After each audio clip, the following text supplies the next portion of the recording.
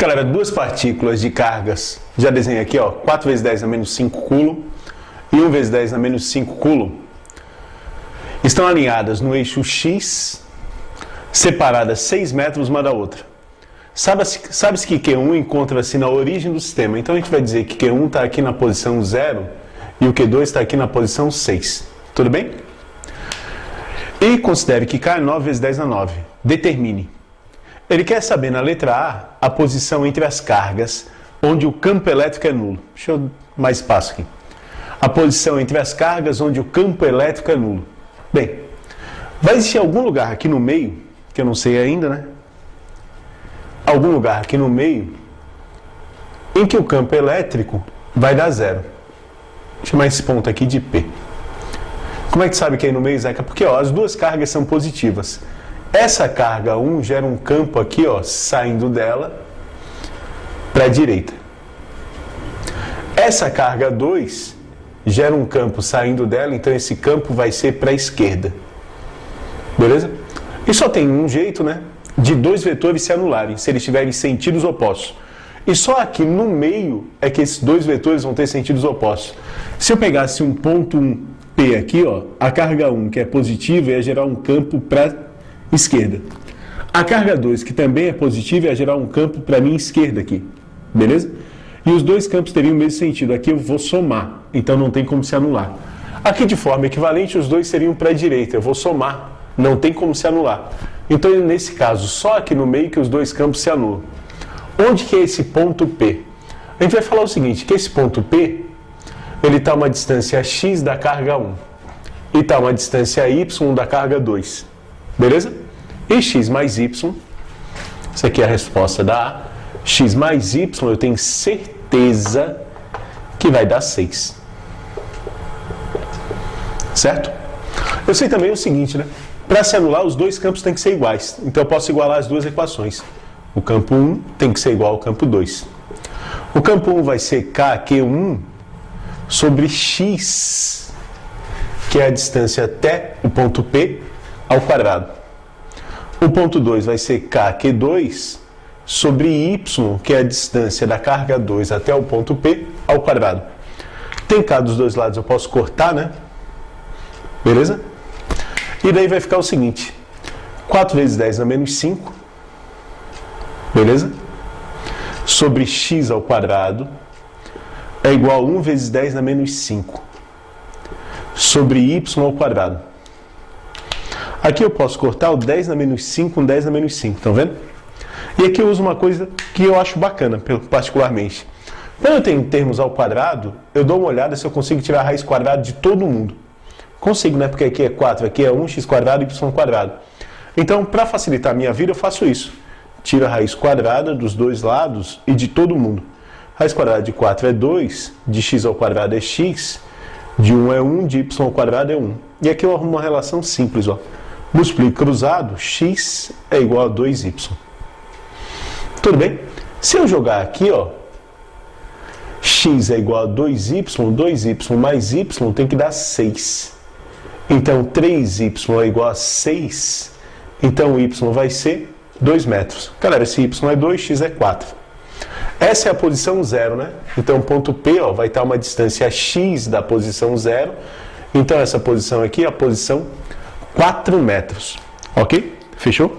Um cuidado, né? Um cuidado não, uma dica. O cara que é bom em proporção, ele sabe que o campo elétrico é diretamente proporcional à carga e inversamente proporcional à distância ao quadrado.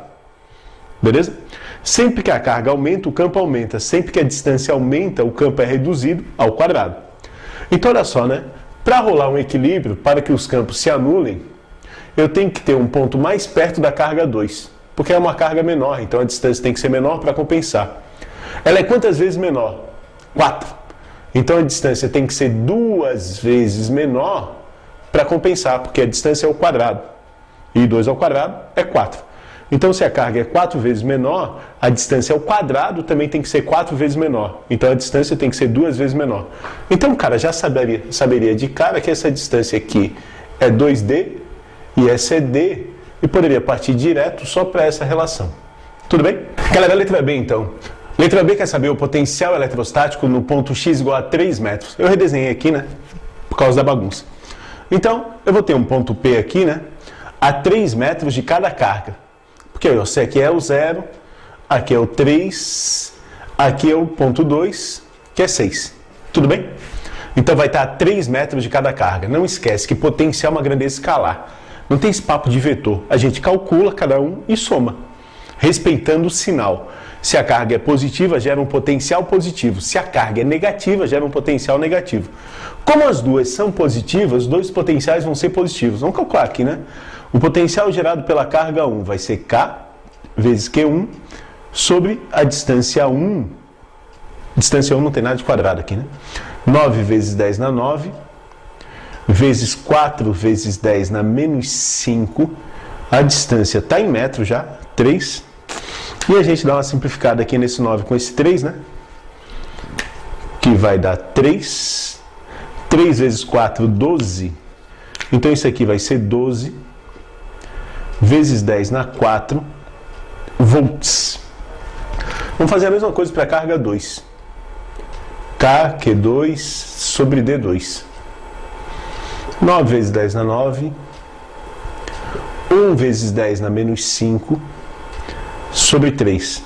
Mesmo esquema, né? Podemos cortar aqui, dá 3. Isso daqui vai dar 3 vezes 10 na 4 volts. Galera, eu tenho que somar. Ó. O potencial total no ponto P vai ser 15 vezes 10 na 4. Para ficar em notação científica, né? Isso aqui vai ser 1,5 vezes 10 na 5 volts. Ok? E a letra C que dá mais trabalho um pouquinho, né?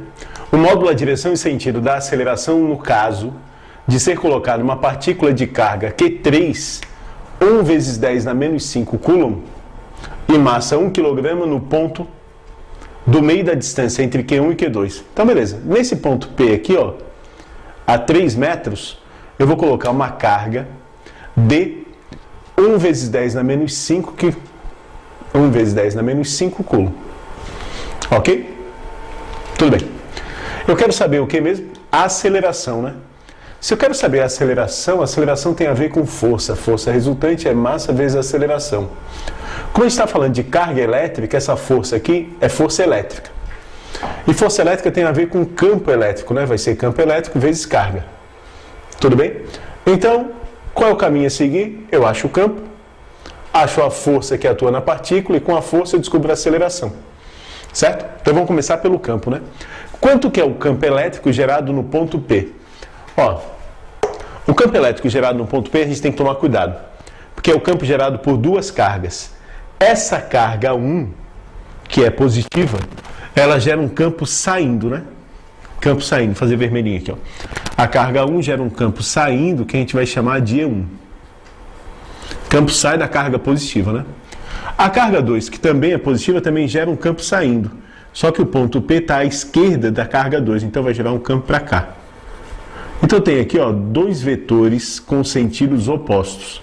Sentidos opostos eu vou diminuir, mas primeiro eu vou descobrir o valor de cada um. Vamos calcular aqui, ó, quanto que é o valor de P1, de E1, quanto que é o valor de E2. E1 vai ser K, Q1 sobre D quadrado. E1 é igual 9 vezes 10 na 9, vezes 4 vezes 10 na menos 5, sobre, é bem no meio, né? 3 metros de cada lado, 3 ao quadrado. Galera, aqui ficou tranquilo, né? 3 dá ao quadrado é 9, 9 dá de cortar com 9. Então isso aqui vai dar 4 vezes 10 na 4 newtons por coulomb, que é campo elétrico. O E2 eu vou fazer a mesma coisa. Ó. E2 é K, Q2 sobre D ao quadrado. 9 vezes 10 na 9, vezes 1 vezes 10 na menos 5, sobre 3 ao quadrado. 3 ao quadrado é 9, né? 9, corta com 9. Então isso aqui vai dar 1 vezes 10 na menos 4, newton por coulomb. Agora toma cuidado, ó. Quanto que é o campo elétrico resultante? Ele vai ser E1 menos E2. Ô Zeca, mas não tem ninguém que é negativo, mas a gente está trabalhando com vetor, né? Em vetor a gente calcula só o módulo mesmo. A gente vai saber se a gente vai somar ou diminuir pelo sentido dos vetores, ó. Como eles têm sentidos opostos, a gente vai diminuir os dois. Então vai ficar 4 menos 1, isso aqui dá 3 vezes 10 na 4 newtons por coulomb. Opa, com o campo eu posso calcular a força. Então, a força elétrica que vai atuar nessa carguinha vai ser igual a carga vezes o campo. A carga que eu vou colocar ali é essa aqui, né? 1 vezes 10 na menos 5. O campo eu já calculei aqui em cima, 3 vezes 10 na 4. Então, essa força aqui ó, vai ser 3 vezes 10 na menos 1 newtons, ou 0,3 newton. Opa, mas se eu achei a força e eu tenho a massa que é 1 kg, eu posso achar a aceleração, não é verdade? Então eu vou ter o seguinte, força resultante, que nesse caso é elétrica, é massa vezes aceleração. Galera, a força é 0,3 e a massa, para ajudar a gente, é 1. E eu quero saber a aceleração. A aceleração vai ser 0,3 metros por segundo ao quadrado. Só que não acabou, né? Porque ele pediu, ó, o módulo, que é o valor, beleza, essa a gente achou, a direção e o sentido da aceleração, certo? Uma carga elétrica positiva, ela sempre vai ter a força no mesmo sentido do campo elétrico. Galera, quem é que ganhou? O campo gerado por E1 ou o campo gerado por E2? O de E1, né? Beleza? Então, o meu campo elétrico resultante é para a direita. Se o campo elétrico resultante é para a direita, uma carga positiva colocada aqui vai sofrer uma força resultante para a direita.